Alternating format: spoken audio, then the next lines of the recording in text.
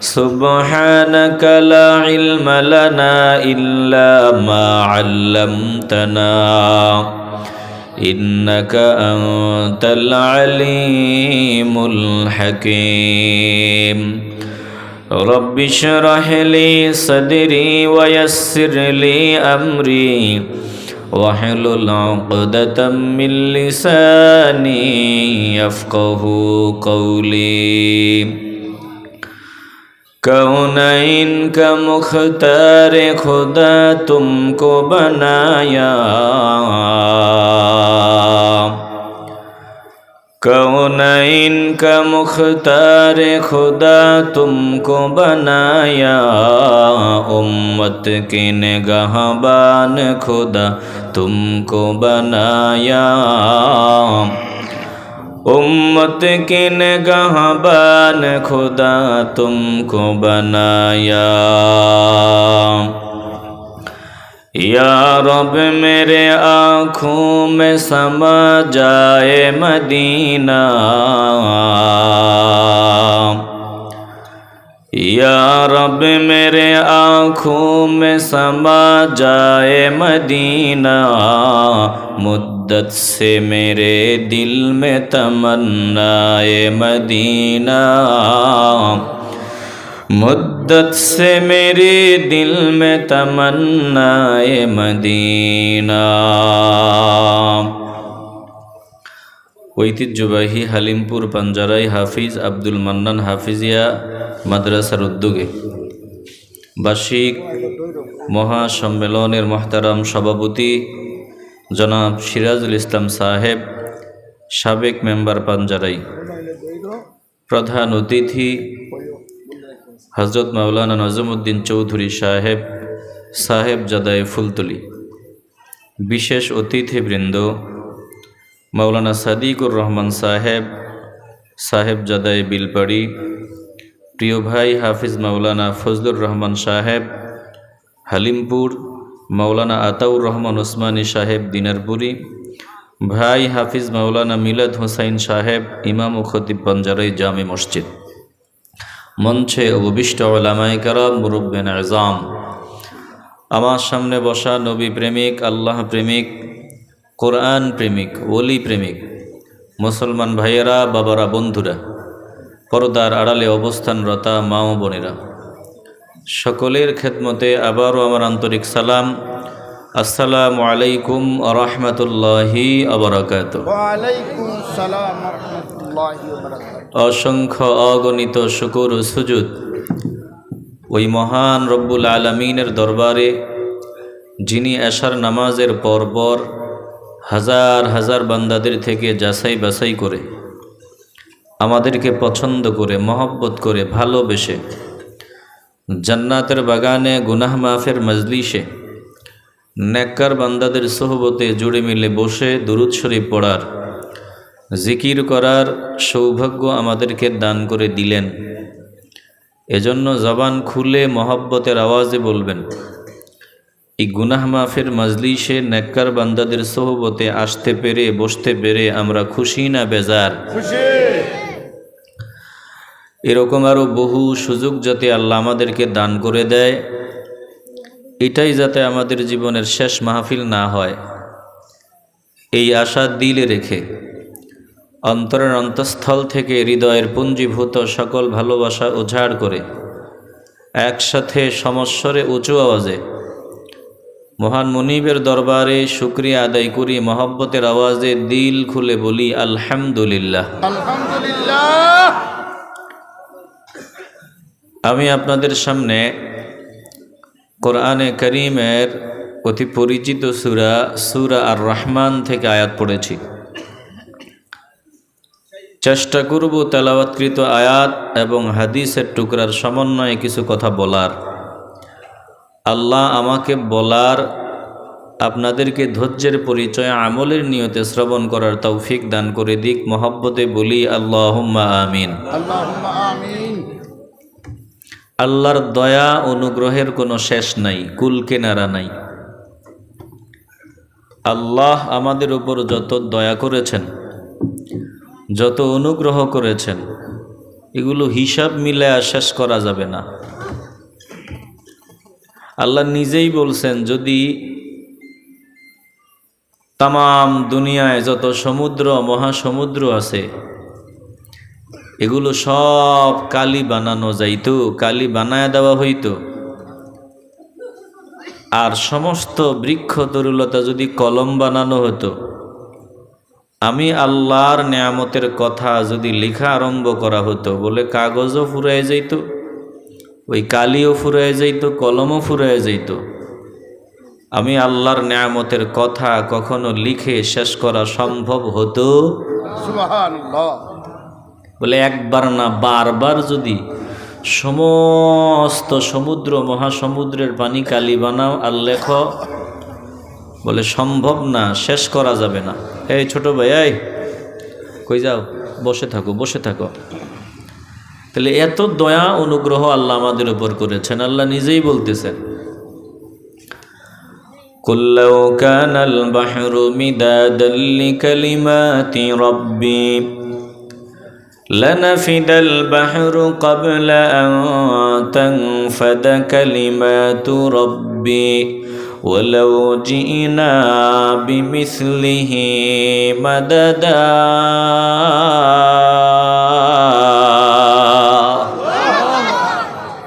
কথা কার? আল্লাহ তাআলা বলেন, ও দোস্ত আমার, হাবিব আমার, আপনি তামাম দুনিয়ার মানুষদের জানায়া দেন, যদি সমুদ্র ও মহাসমুদ্রের পানিগুলো কালি বানানো হয়, আর যদি আমি আল্লাহর নেয়ামতের অনুগ্রহের কথা লিখা আরম্ভ করা হয়, বলে সমুদ্র মহাসমুদ্রের সব কালি পানি ফুরায় যাবে, এরপরেও আমি মাওলার নেয়ামতের অনুগ্রহের কথা লিখে শেষ করা যাবে না। জোরে কোন সুবহানাল্লাহ।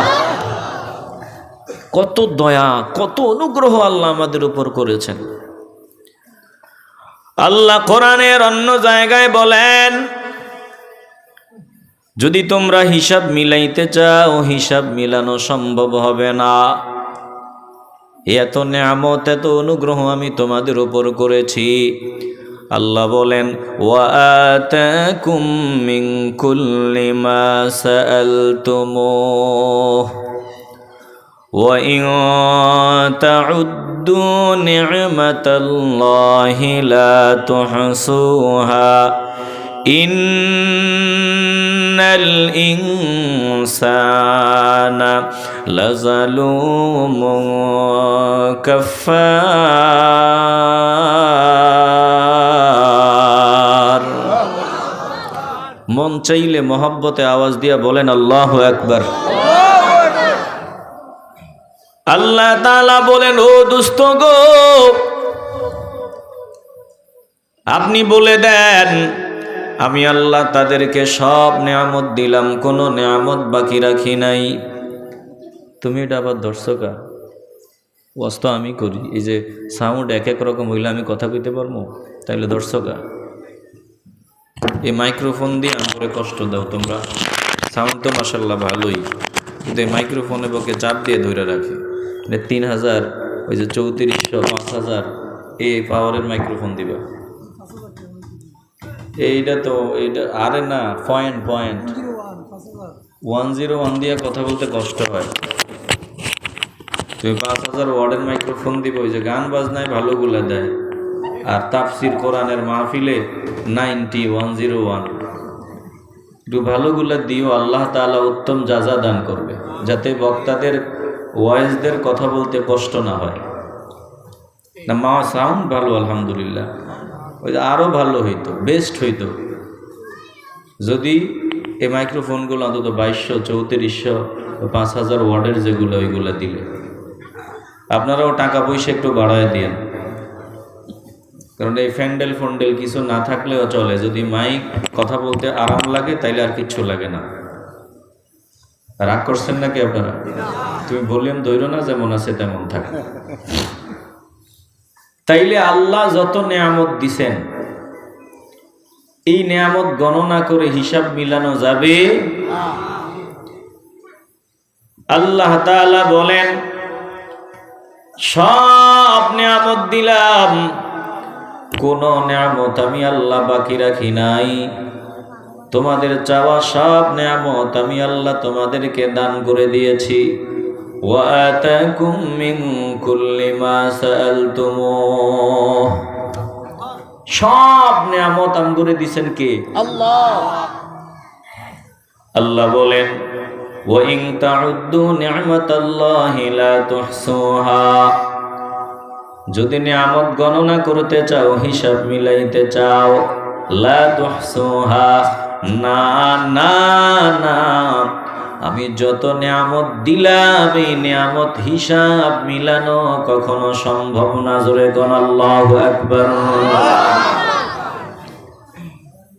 নিয়ামত পাইয়া যারা অকৃতজ্ঞ হবে, গাদ্দানি করবে, আল্লাহ বলেন ইন্নাল ইনসানা লাযালুমুন কাফফার, এই মানুষের মধ্যে একদল আছে জালেম, বড় গাদ্দার। এই গাদ্দার কারা? আল্লাহ বলেন যারা নিয়ামত পাইয়া এই নিয়ামতের শুকরিয়া আদায় করে না, নিয়ামত সঠিক কাজে ব্যবহার করে না, নিয়ামত গুলো দিয়ে আমি মাওলার নাফরমানির কাজে মগ্ন হয়, আল্লাহ বলেন এদের মতো গাদ্দার, এদের মতো জালেম, এদের মতো নেমক হারাম আর কেউ হতে পারে না। জোরে কোন ঠিক কিনা? মানুষ বড় গাদ্দার, বড় জালেম। সব নিয়ামত আমাদেরকে দিয়েছেন একজন, বলেন তিনি কি? আল্লাহ। বাবারা একটু আওয়াজ লাগবে, সব নিয়ামত যিনি দিয়েছেন কে? আল্লাহ। তেনে চেহারাটা কি সুন্দর, এটার মধ্যে নাকটা দিলেন একবারে জায়গা মতো, নাকের একটু উপরে দুইটা গর্ত দিয়া নিরাপদ জায়গায় দুইটা চোখ বসায় দিলেন, এর পাশেই কান দিলেন, নাকের একটু নিচে দাঁত দিলেন, আবার জিহ্বা দিলেন, ঠিক সেটিং যেভাবে দরকার ওইভাবে করলেন। খাবার সামনে আসছে, পচা না ভালো, বলে চোখ দিয়া তাকায়া বান্দা তুই বুঝতে কষ্ট হবে, এজন্য নাক দরকার। এটাতে যদি পচা কোনো দুর্গন্ধ, নাক আগেই সিগন্যাল দিব এটা পচা, জিহ্বাই দিবি না। একটু আওয়াজ দিয়ে বলবেন না সুবহানাল্লাহ। এরপরে দাঁত দিলেন, কত দামি দামি নিয়ামত।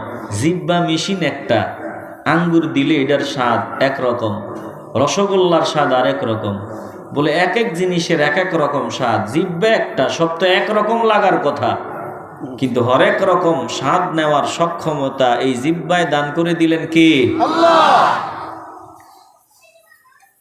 কত নিয়ামত আল্লাহ দিয়েছেন। এ মুসলমান নবী আশেকের দাল, এই নিয়ামত গুলো দিয়া গাদ্দারি করতে করতে নিয়ামত গুলোর পাওয়ার কমে গেল। চোখ দিলেন আমার আল্লাহ, এখন আর আগের মতো চোখের পাওয়ার নাই। 40 বছর 50 বছর হায়াত হয়ে গেল, বলে চোখের পাওয়ার একটু ধীরে ধীরে কমা শুরু হয়ে গেল, কানের পাওয়ারও কমা শুরু হয়ে গেল, জিহ্বার পাওয়ারও কমা আরম্ভ হয়ে গেল। ইলিশ মাছ জিহ্বায় দিয়াও বলে কেমন জানি মজা লাগে না, বলে কানের শ্রবণ শক্তিও কমিয়া গেল, পায়ের পাওয়ারও কমিয়া গেল, বলে নিয়ামত গুলো দুর্বল হয়ে গেল, এখনো নিয়ামত গুলো দিয়া মাওলারে খুশি করতে পারলাম না। ভাইরা একটু একবারে বসে যান, আমি খুব দ্রুত কথা বলবো। আমার ওই কথা ছিল 9টা পর্যন্ত আমি সময় দেওয়ার, তো হয়তো 10 মিনিট দিতে পারবে, আর বেশি তো সম্ভব না। এই জন্য অল্প সময়ে আমি অনেক কথা বলতে হবে, আপনারা যদি ডিস্টার্ব করেন আমি বলতে পারবো না। একটু মেহেরবানি করে নড়াচড়া বন্ধ করে একবারে বসে যান, আর যাতে নড়াচড়া না লাগে। ভাইয়েরা বাবারা ভেতরে চলে আসেন, বাবা বাজান আসেন, এই যে জায়গা আছে আসেন। আপনারা কি নড়াচড়া বন্ধ করলেন? হ্যাঁ, আর নড়াচড়া না, একটু মনোযোগী হয়ে কথাগুলো শোনেন। আল্লাহ সকলকে কবুল করেন, জোরে বলেন আমিন। তাহলে যত নিয়ামত আমগরে দিছেন কে? আল্লাহ। দেখেন, চোখ আল্লাহর দেয়া নিয়ামত, কান আল্লাহর দেয়া নিয়ামত, নাক আল্লাহর দেয়া নিয়ামত, হাত পা অঙ্গ প্রত্যঙ্গ মাওলার দেয়া নিয়ামত। এই নিয়ামতগুলো একদিন সক্ষমতা হারিয়ে ফেলবে, কাজকর্মের পাওয়ার হারিয়ে ফেলবে। কখন আমার জবানে তালা লেগে যায় আমি জানি না। জবান দিয়া কথা বলি, কখন জানি জন্মের মতো জবানে তালা লেগে যায় জানি না। চোখ দিয়া দেখি, কখন জানি চোখ দৃষ্টি শক্তি হারায় ফেলে জানি না। কান দিয়া শুনি রে বাবা, কখন জানি কান দিয়া শ্রবণ শক্তি জন্মের মতো বিদায় হয় জানি না। পা দিয়া দৌড়াই, বলে কখন জানি পা জন্মের মতো চলাফেরার ক্ষমতা হারিয়ে ফেলে জানা নাই। নিয়ামতগুলো কতদিন সার্ভিস দিবে জানি না। একজন জানেন, কলজা থেকে মহব্বতে বলেন তিনি কে? চেহেলে সালে উমরে আজিজত গুজাশত, چهل سال عمر عزیزت گذاشت مزاج تو از حال طفلی نگاشت مزاج تو از حال طفلی نگاشت ہما با ہوا و ہوا ساختی دمے با مصالح نہ برداختی مکن تک یہ بر عمر نا پائیدار مباشی منز بازی اے روزگار ও হালিমপুর বাঞ্জারায়ের নবীর আশিকের দল, আল্লাহর পাগলা ডাক দিয়া বলেন 40 বছর চলিয়া গেল, এখনো তোমার ওই বাল্যকালের স্বভাব পরিবর্তন হয় নাই, এখনো তোমার ছোটকালের স্বভাব পরিবর্তন হয় নাই, অথচ তোমার যাওয়ার সময় চলে আসলো, তোমার খবর নাই। এ মুসলমান নবীর আশিকের দল, একদিন বাতি নিভিয়া যাবে, জীবন প্রদীপ নিভিয়া যাবে, আজরাইল সামনে দাঁড়াবে, যাওয়ার সময় মুসলমান হয়ে প্রস্তুত থাকতে পারলে কপাল খুলে যাবে। মুসলিম যদি হতে না পারো, কপাল পোড়া তোমার মতো আমার মতো কপাল পোড়া জমিনে আর কেউ হবে না। বলেন আমরা মুসলমান হয়ে জমিন থেকে যেতে চাই কি চাই না? মুসলিম হতে হলে মানুষ হওয়া লাগবে, মানুষ। অমানুষরা মুসলিম না। জগতে যত মানুষ আছে সবাই হলো মুসলিম। অমানুষ যারা, তারা মুসলিম না। তারা কি বলে? মানুষের মতো চোখ থাকলেও, মানুষের মতো কান থাকলেও, মানুষের মতো হাত পা থাকলেও যদি অমানুষ হও, বলে তুমি কুকুরের বাচ্চার চাইতে আরো খারাপ। জোরে কোন ঠিক কিনা? মানুষ আর অমানুষ কি এক কথা? কথা বলেন, একটু আওয়াজ দিবেন। মানুষ আর অমানুষ কি এক কথা? মানুষ মানে বাস্তবেই মানুষ, অমানুষ মানে যেটা মানুষ না। বলেন আমাদের গ্রামে, আমাদের দেশে সুরতে মানুষ, বাস্তবে অমানুষ, মানুষ না, এমন এক দল আছে না নাই? আপনাকে পাঞ্জারাই মনে হয় নাই, আসেনি? একটু দিল দিয়ে অনুধাবন করে নাও। এরে বাবা, মানুষের ঘরে জন্ম নিলেই মানুষ হওয়া যায় না, মানুষত্ব অর্জন করে মানুষ হতে হয়। বলে মানুষত্ব অর্জন করে কারা? যারা আমার আল্লাহর দিক নির্দেশনা মানিয়া জিন্দেগি কাটায়। আল্লাহ যে বাউন্ডারি দিলেন, বাউন্ডারির ভেতরে জীবন কাটায়, বাহিরে যায় না। যদি ভুলে বাহিরে চলে যায়, মাওলাকে ডাক দেয়, আল্লাহ তুমি যে বাউন্ডারি দিছ, ওই বাউন্ডারির বাহিরে আমি চলে গেলাম, মাফ চাই, ক্ষমা করে দেন। আল্লাহ বান্দাকে মাফ করিয়া দেয়।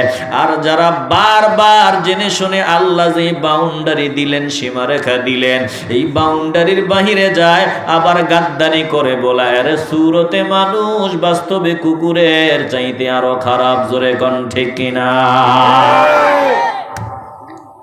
বলেন তো, একজন মুসলমান, মুসলিম তার চলাফেরার সব কিছুর একটা সীমারেখা আছে না নাই?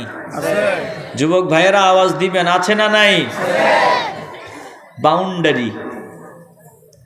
চোখ দিলেন আমার আল্লাহ, চোখ দিয়া দেখার একটা বাউন্ডারি আছে, এর বাহিরে যাওয়া যাবে না।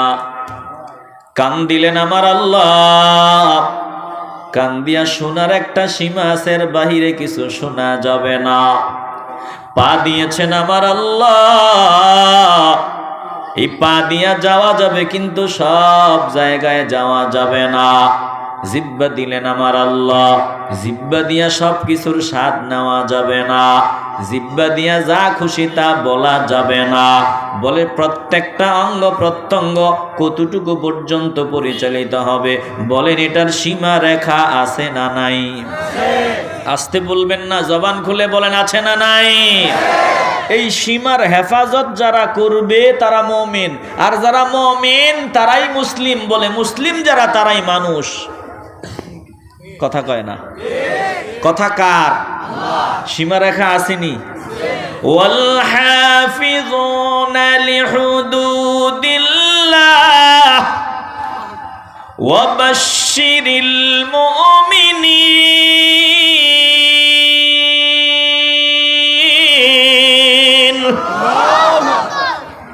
আল্লাহ যেই সীমা রেখা দিয়েছেন, আমার আল্লাহ যেই বাউন্ডারি দিয়েছেন, এই বাউন্ডারির হেফাজত যারা করবে, আল্লাহ বলেন তারা মুমিন।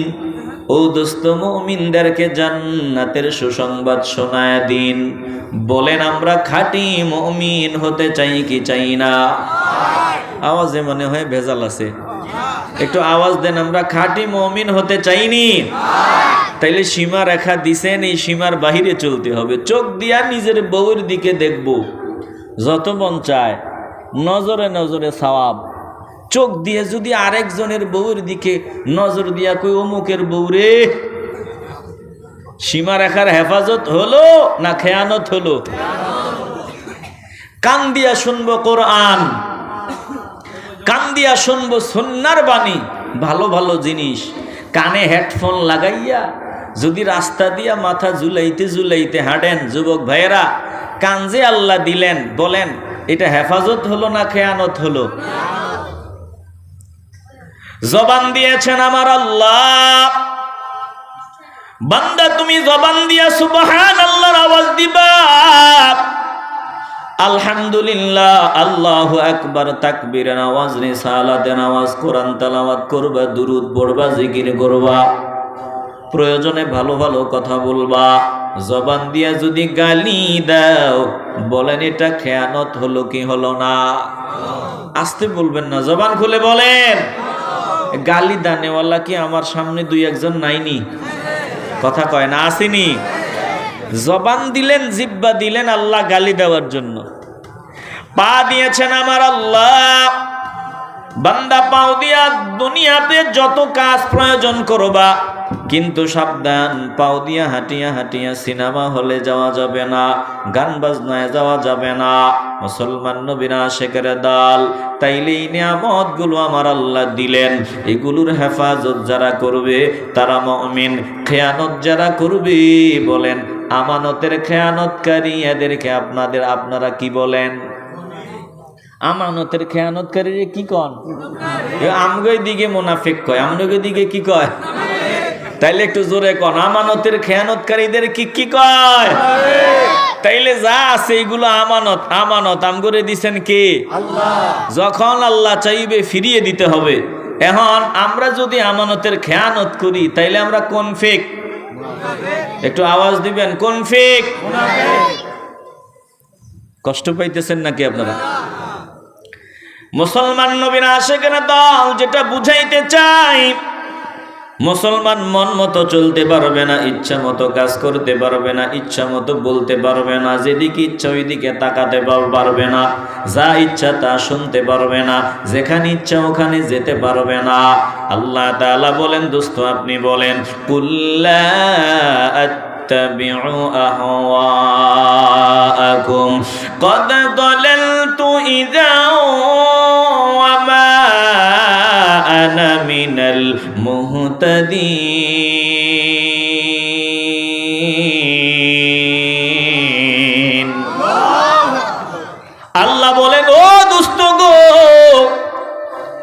আপনি বলে দেন কুল্লা আত্তাবিউ আহওয়াকুম, আমরা নিজেদের মন মতো চলবো না, খেয়াল খুশি মতো চলবো না, মন যেমনে চায় এমনে চলবো না। যদি চলি কদ দলালতু ইযা ওয়া মা আনা মিনাল মুহতাদিন, নিঃসন্দেহে আমি পথভ্রষ্ট হয়ে যাব, নিঃসন্দেহে আমরা পথভ্রষ্ট হয়ে যাব, হিদায়াত প্রাপ্তদের অন্তর্ভুক্ত থাকব না, জান্নাতি বান্দা হতে পারবো না। বান্দা যদি মন যেমনে চায় এমনে চলো, খেয়াল খুশি মতো চলো, তাইলে তুমি মুমিন হতে পারবা না। এ মুসলমান ইমানদার, বলেন মন মতো না চলিয়া আল্লাহ যেমনে চায়, আমার নবী যেমনে চায়, বলেন আমরা ঠিক ওইভাবে চলতে চাই কি চাই না?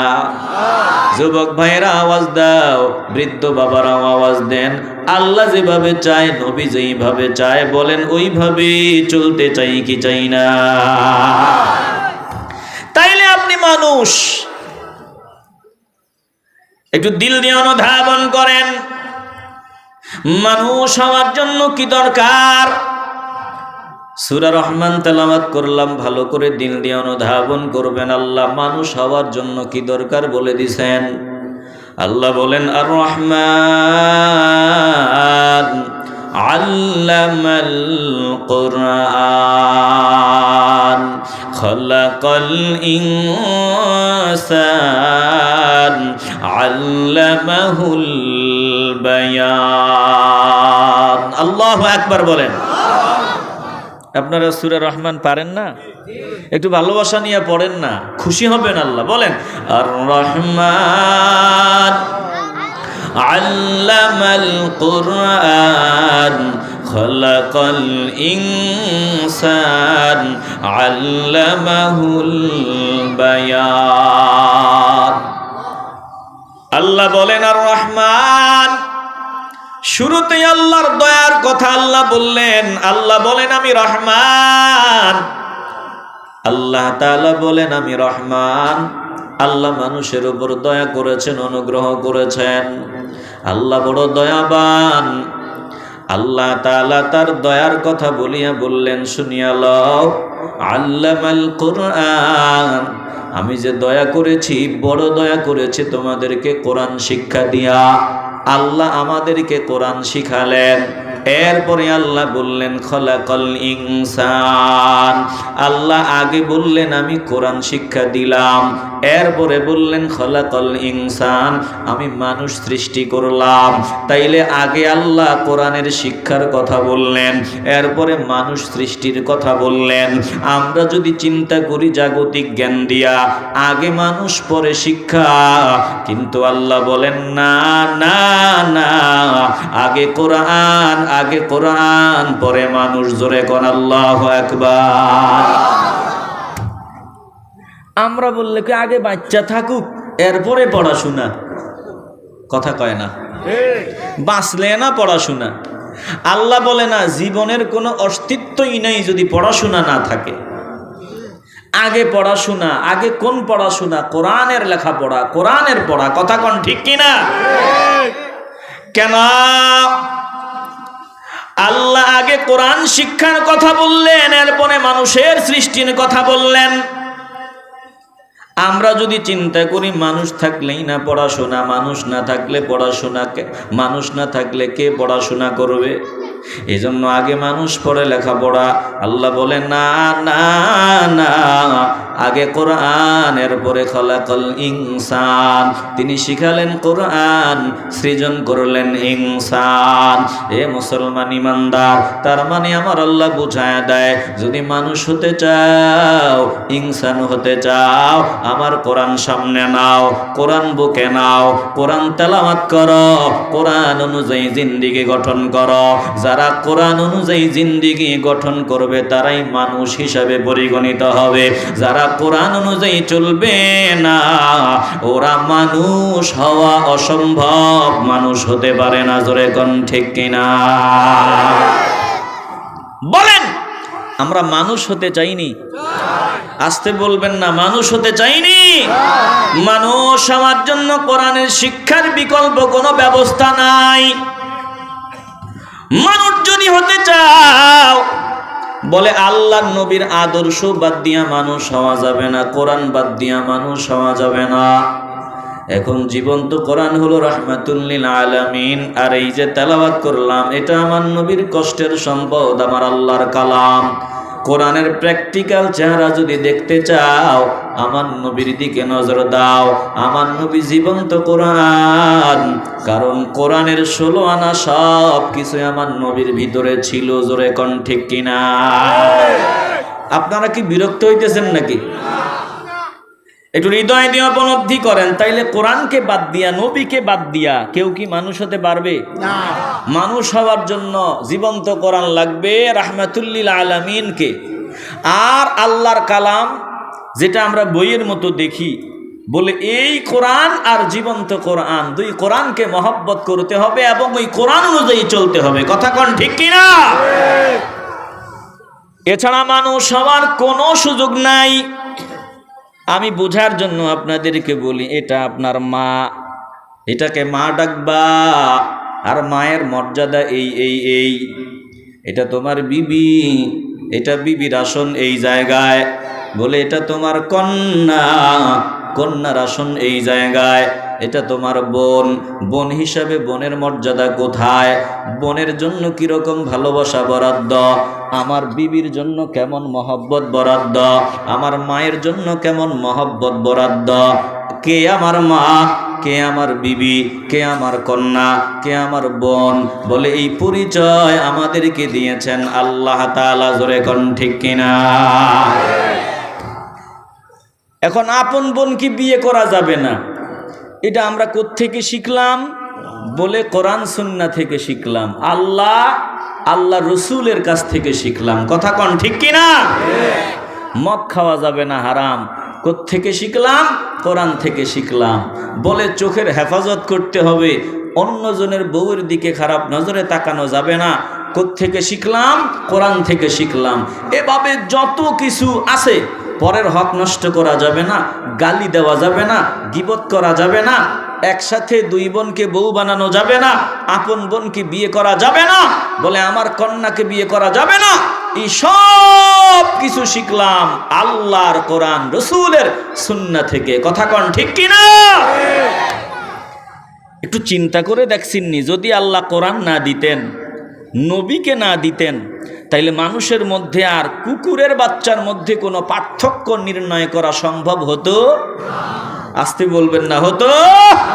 কুকুর যেমন নিজের মেয়ে চিনে না, নিজের ছেলে চিনে না, মানুষে এরকম নিজের ছেলে মেয়ে চিনত না। বলে চিনি, ঠিক আছে, একটা পর্যায়ে দেখবেন ওই যত কিছু, আমি সব বলতে পারতেছি না, আপনারা বুঝে নেবেন। বলে মানুষের মধ্যে আর কুকুরের বাচ্চার মধ্যে কোনো পার্থক্য থাকতো না। শুধু পার্থক্য করা সম্ভব কি দিয়া? কোরআন দিয়া, সুন্নাহ দিয়া। কথা কয় না? এবার যদি বুঝে থাকেন, ইমানের আওয়াজ দিয়া বলবেন, মানুষ হওয়ার জন্য কোরআনের শিক্ষার প্রয়োজন আছে না নাই? এজন্য আল্লাহ বলেন, আর রহমান আল্লামাল কোরআন খলাকাল ইনসান আল্লামাহুল বায়ান। দয়াময় রহমান আল্লাহ, তিনি শিখালেন কোরআন, সৃজন করলেন ইনসান, শিখালেন মানুষকে বায়ান, কথা বলার শিক্ষা দিলেন। হে মুসলমান ইমানদার, তাইলে মানুষ হওয়ার জন্য কোরআন বাদ দিয়া মানুষ হওয়া যায় না, নবীকে বাদ দিয়া মানুষ হওয়া যায় না। এবার বুঝে থাকলে বলবেন, দুনিয়ার যত নাস্তিক, যত মুরতাদ, বলে যত মুশরিক, যত কাফির বেঈমান, এরা মানুষ নাকি হায়াওয়ান? এরা মানুষ না জানোয়ার? আসতে বলবেন, এরা মানুষ না জানোয়ার? এই জন্য একটা জানোয়ার থেকে মানুষ সাবধানতা অবলম্বন করতে হবে। বিষাক্ত সাপ দেখলে মানুষের উচিত সাবধান হওয়া, সিংহ দেখলে মানুষের উচিত সাবধান হওয়া, সতর্ক হওয়া, বাঘ দেখলে মানুষের উচিত সাবধান হওয়া, সতর্ক হওয়া। বলে যে এই বোকা বাঘের সাথে বন্ধুত্ব করতে যাবে, সিংহের সাথে বন্ধুত্ব করতে যাবে, যেই বোকা বিষাক্ত সাপকে গলার মালা বানাইতে যাবে, ওই বোকারে সুযোগ মতো দেখবো যারে বন্ধু বানাইছে ওই বন্ধু তার ঘাড়ে কামড় দিয়া রগ সিরিয়া খাইবে। বলে যায় এগুলোর বন্ধু বানানো যাবে না, এরা বন্ধুত্বের মর্যাদা দিতে পারবে না। দুনিয়ার কোনো বেঈমানকে মুসলমান বন্ধু বানাইতে পারে না, কারণ বেঈমানরা বন্ধুত্ব বুঝে না। জোরে কোন ঠিক কিনা? বুঝেনি মুসলমানরা বুঝে কি লেগে? আরে তার হক নষ্ট করা যাবে না, একজনের সামনে দাঁড়াতে হবে, হিসাব দিতে হবে। কথা কয় না? না তাকে মারা যাবে না, কারণ একজনের কাছে হিসাব দিতে হবে। মিথ্যা বলা যাবে না, একজনের কাছে হিসাব দিতে হবে। বলে চুরি করা যাবে না, একজনের কাছে হিসাব দিতে হবে। ডাকাতি করা যাবে না, একজনের কাছে হিসাব দিতে হবে। কোনো বাজে কাজ করা যাবে না, হিসাব দিতে হবে কার কাছে? কিন্তু যে বান্দা পরকালকে বিশ্বাস করে না, যেই বান্দা আল্লাহর সামনে দণ্ডায়মান হতে হবে, এটা বিশ্বাসই করে না। এবার বুঝে থাকলে আওয়াজ দিয়া বলবেন, এই বান্দাকে বন্ধু মনে করা যাবে না। আস্তে বলবেন না, জবান খুলে বলেন যাবে। এজন্য বন্ধু বানাবেন টুপিওয়ালা দাড়িওয়ালা মুমিন দেখিয়া, নামাজি বান্দা যার ভিতরে আল্লাহর ভয়। আর এছাড়া গাদ্দার বেঈমানদেরকে বন্ধু বানাইবেন, মানে সিংহকে বন্ধু বানাইলেন, বাঘরে বানাইলেন, বিষাক্ত সাপকে বানাইলেন, সময় মতো আপনার ঘাড়ে কামড় দিবে। এজন্য বাংলাদেশে আমাদের এখন কি করা উচিত? আমেরিকাকে বন্ধু মনে করা যাবে না, ভারতকে বন্ধু মনে করা যাবে না। বেঈমানদের সাথে উপরে উপরে হয়তো আমরা চলা লাগবে মুসিবত, কিন্তু সাবধানতা অবলম্বন করতে হবে। সুযোগ পাইলেই তারা আমাদের ধ্বংস করবে। জোরে কোন ঠিক কিনা? মানুষ হওয়া লাগবে, কোরআন ছাড়া মানুষ হওয়া যায় না। আপনাদের কপাল বড় ভালো, এ জায়গায় একটা কোরআনের ফ্যাক্টরি বিদ্যমান। বলে যেখানে কোরআন তেলাওয়াত হয়, 40 জন ছাত্র কোরআন তেলাওয়াত করে তাহাজ্জুদের নামাজ পড়ে। বলে কোরআন সামনে নিয়ে বসিয়া যায়, 5 ওয়াক্ত নামাজ পড়ে। আপনাদের কপাল ভালো, যেখানে মানুষ হওয়ার একটা ফ্যাক্টরি আছে, যেই ফ্যাক্টরির সাথে সম্পর্ক রাখলে মানুষ হওয়া যায়। বলেন আমরা এই ফ্যাক্টরির সাথে সম্পর্ক রাখতে চাই কি চাই না? কবুল করার মালিক আমার আল্লাহ। যদি কবুল হয়ে যায় কপাল খুলে যাবে রে বাবা। বলেন এই কোরআনের ফ্যাক্টরির সাথে আমরা সম্পর্ক রাখতে চাই কি চাই না? যতটুকু মানুষ আছি আমরা, যতটুকু মানুষ আছি কোরআনের কারণে, আল্লাহ রসুলের কারণে। কথা বলেন ঠিক কিনা? কিন্তু আজ হয় না তো, বাগান আছে ফুল ফুটে না। বাগান ঠিকই আছে, এটা কোরআন তেলাওয়াত করা হয় না। কথা কয় না? মাদ্রাসায় কোরআন তেলাওয়াত হয়, সব ঠিক আছে, কিন্তু আগের মতো ফুল ফুটে না, আগের মতো খাজা মাইনুদ্দিন চিশতি রহমাতুল্লাহি আলাইহি পয়দা হয় না, আল্লামা সাহেব কেবলা ফুলতলি রহমাতুল্লাহি আলাইহির মতো ব্যক্তি পয়দা হয় না, কুতুবউদ্দিন বখতিয়ার কাকির মতো সন্তান পয়দা হয় না, বলে বড় পীরের মতো সন্তান পয়দা হয় না। কেন? বলে বাগান ঠিকই আছে, বাগান থেকে ফুল ফুটে না, ফুল ফুটার পরিবেশ নষ্ট হয়ে গেছে। কথা বলেন ঠিক কিনা? কেন? কারণটা কি? ভালো করে খেয়াল করবেন। বহু কারণ আমি আপনাদেরকে দেখায় দিতে পারি, সংক্ষিপ্ত আকারে বলবো রে বাবা। এর বড় কারণ আমাদের নিয়তে ভেজাল ঢুকে গেছে, নিয়তে ভেজাল। আগেকার মা বাবা সন্তান মাদ্রাসায় দেওয়ার সময় নিয়ত করতো, আল্লাহ সন্তানটা যদি হাফেজ হয়, আলেম হয়, এর উসিলায় যদি আমি মাপ পাই, বলে জাহান্নামের আগুন থেকে বাঁচার জন্য, আল্লাহকে রাজি খুশি করার জন্য সন্তান মাদ্রাসায় দেয়।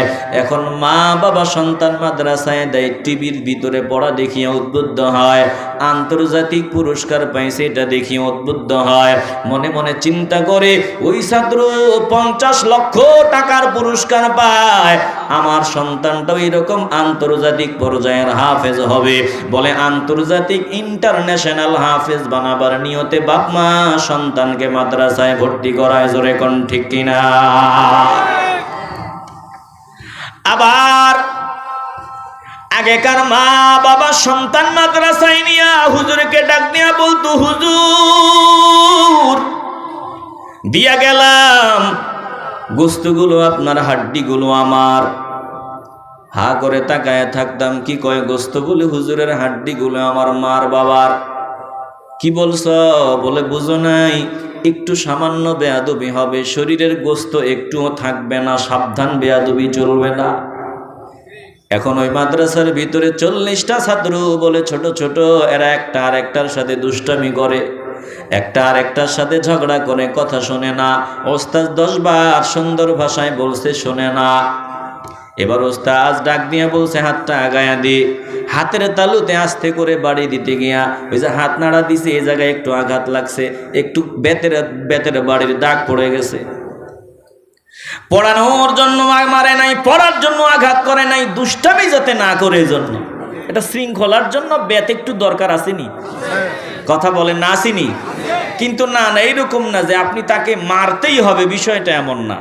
যদি একেবারে অপারগ, একটু আদব শিক্ষা দেওয়ার জন্য হালকা আঘাত করা যাইতে পারে, কিন্তু কিছু ডাকাইতাছে ইচ্ছা মতো মারে না, এরকম না। হালকা আঘাত যদি করা লাগে আদব শিক্ষা দেওয়ার জন্য। এখন মুসিবত, হালকা আঘাতই করেছে, এই জায়গায় একটু আলতো দাগ পড়ে গেছে। অভিভাবক দাগ দেখে তো মেজাজ গরম, হ্যাঁ আমার পোলারে মারলো কেন, আঘাত করলো কেন? হাত ধরে কয় চল। বাপ পোলার হাত ধইরা কয় হাট। হুজুরের সামনে নিয়ে গেছে, নিয়া ছেলের সামনে হুজুরকে ধমকায়। বলেন এই ছেলেকে আদব বলা হবে না বেয়াদব হবে? আসতে বলবেন না, আদব বলা হবে না বেয়াদব হবে? এটা নাম্বার 1 বেয়াদব হবে। যেদিন আপনি এই কাজ করেছেন বাবা, ওই দিনই আপনার কপাল পুড়ে গেছে, ছেলের কপালও পুড়ে গেছে। কথা কোন ঠিক কিনা? হ্যাঁ, মানুষ হিসাবে কিছু ভুল হতেই পারে, টুপিওয়ালারও হতে পারে। যদি কোনো দুর্ঘটনা ঘটে যায়, আপনি তাকে পার্সোনাল বলে দেন, কথা কয় না। মাদ্রাসা আছে, ফুল ফুটে না কেন? অভিভাবকদেরও দোষ। বড় দোষ হলো অভিভাবকদের, কারণ তারা এখন সপ্তাহে 2 দিন 3 দিন সন্তানকে মহব্বত দেখাইতে গিয়া বাড়ি নিয়ে যায়। মাদ্রাসা থেকে 1 সপ্তাহে একবার যদি আপনি নেন, আপনার ছেলে 10 বছরেও হাফেজ হতে পারবে না। বলে টানা মাদ্রাসায় রাখিয়া দেন, 3 বছরও সময় লাগবে না, দেখবেন আপনার ছেলে হাফেজে কোরআন হয়ে গেছে। জোরে কোন ঠিক কিনা? ফুল কেমনে ফুটবে? বায়জিদ বুস্তামি রহমাতুল্লাহি আলাইহির মা বায়জিদের হাত ধরিয়া সন্তান হারা বাবা মাদ্রাসায় দিয়ে আসছে। হুজুরকে বলছেন, হুজুর দিয়া গেলাম আমার সন্তান যাতে প্রকৃত আলেম হওয়ার আগে বাড়ি না যায়। কয়েক বছর পর বায়জিদের মনের ভিতরে মাকে দেখার জন্য কান্না আরম্ভ হয়। হুজুরের সামনে দাঁড়ায় কয়, হুজুর আমার একটু ছুটি দেন, আমি আমার মাকে দেখার জন্য যাব। উস্তাদ ছুটি দিয়া দেয়। এবার বায়জিদ বুস্তামি ঘরের দরওয়াজায় দাঁড়ায়, ছোট মানুষ, মাকে ডাক দেয়, মা। 2-3 বার ডাক দেওয়ার পর ভেতর থেকে মা আস্তে করে আওয়াজ দেয়, কে? বলে, মা আমি তোমার সন্তান বায়জিদ বলতেছি। হে মুসলমান নবীর আশিকের দল, সন্তান যে ঘরের দরওয়াজায় দাঁড়াইয়া মা মা বলে ডাকে, বলেন মা কি বুঝে না এটা আমার কলিজার টুকরার কণ্ঠের আওয়াজ? বলেন মা কি বুঝে না? আস্তে বলবেন না, জবান খুলে বলেন, বুঝি কি বুঝে না? আরে দরওয়াজায় না, 10 মাইল দূরেও সন্তান মুসিবতে পড়ে, মা বলে ডাক দিলে মায়ের কলিজায় খবর হয় যে সন্তান মুসিবতে পড়ছে। কথা কোন ঠিক কিনা? অথচ মা বলে, কে? বলে, মা আমি তোমার বায়জিদ। তুমি আবার কোন বায়জিদ? আমারও এক বায়জিদ আছে, যাকে আমি আল্লাহর রাস্তায় দিয়ে আসছি। পরিপূর্ণ মানুষ হওয়ার আগে আমার ঘরের দরওয়াজায় আসবে না, পাক্কা আলেম হওয়ার আগে আমার ঘরের দরওয়াজায় আসবে না। কতক্ষণ পর্যন্ত মাকে ডাকিয়া চোখের পানিগুলো মুছতে মুছতে মাদ্রাসায় চলে যায়। হুজুর ডাক দিয়া বলে, কিরে বাবা, গেলি আবার ফেরত চলে আসলি কেন? আবার ফেরত চলে আসলি কেন? বলে, হুজুর গেছিলাম, মাকে ডাকলাম, মা তো ঘরের দরওয়াজা খোলে না, আবার ফেরত চলে আসলাম। মা ডাক দিয়া বলল, আমারও এক বায়েজিদ আছে, আল্লাহর রাস্তায় ওয়াকফ করে দিলাম, মানুষ আমার আগে ঘরের দরওয়াজায় আসবে না। হুজুর বায়েজিদকে বুকে জড়াইয়া বলে, বাবারে তোর কপাল ধন্য, এমন মা পেয়েছো, আল্লাহ তোকে ওলি বানায় দিবে, নিশ্চিত তুই আল্লাহর প্রিয় বান্দা হবি। বলে, এইরকম মা, এই মা বাবাদের কারণে আগে ফুল ফুটতো, কিন্তু আজকে অভিভাবকদের কারণে ফুল ফুটে না। মুসলমান নবীর আশিকের দল, আবার ওস্তাদদেরও কিছু সমস্যা আছে। টার্গেট করে বসি, এই ছেলেটার চেহারা সুন্দর, এটা টাকাওয়ালার পোলা, এই ছেলেটারে পড়াইলে কণ্ঠের আওয়াজ সুন্দর, আন্তর্জাতিক পর্যায়ে সুনাম সুখ্যাতি অর্জন করা যাবে, এই জন্য টাকাওয়ালার সন্তানদের বেশি মূল্যায়ন করে, কোটিপতির সন্তানদের মূল্যায়ন, সুন্দর চেহারার সন্তানদের মূল্যায়ন, কণ্ঠ সুন্দর, এগুলো দেখে মূল্যায়ন। বলে, সব কিছু বাদ দাও, নিয়ত সহি করে দাও যে মাদ্রাসার শিক্ষা একজনকে খুশি করার জন্য, পড়াবো একজনকে পাওয়ার জন্য, পড়বো একজনকে পাওয়ার জন্য। একটু দিল থেকে আওয়াজ দিয়ে বলবেন, তিনি কে? তাইলে ফুল ফুটবে ইনশাআল্লাহ। প্রিয় ভাইরা, এই মাদ্রাসাটার সাথে সম্পর্ক রাখার দরকার আছে নি?